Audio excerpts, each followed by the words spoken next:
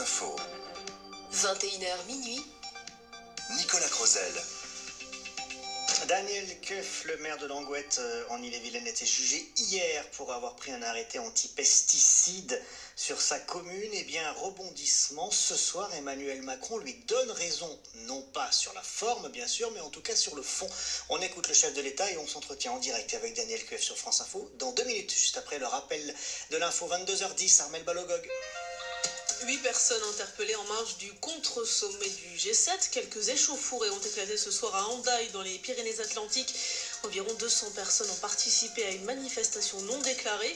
Et d'ailleurs, le G7 commence demain à Biarritz. Le sommet promet de trouver des initiatives concrètes pour sauver l'Amazonie, ravagée par les incendies.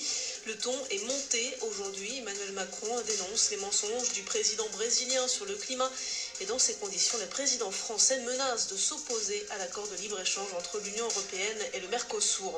Des centaines de militants, la France insoumise, mobilisés à Toulouse, manifestation en marge de leur université d'été. Ils dénoncent la privatisation d'aéroports de Paris et parmi leurs slogans, démocratie bafouée, Macron vend la France, un seul mot d'ordre, résistance.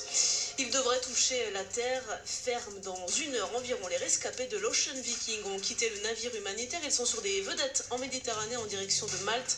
Les 356 personnes seront ensuite réparties entre 6 pays européens. 150 viendront en France. Une chaîne humaine brille dans la nuit à Hong Kong. Des milliers de militants pro-démocratie y ont participé. La torche de leur téléphone portable allumée, ils s'opposent à leur gouvernement pro-Pékin. 3e mois de mobilisation. 5e journée de Ligue 2. Aujourd'hui, Le Havre bat Grenoble 3-1. Lorient s'impose face au Mans 2-1 et Clermont et Auxerre font match nul 1-1.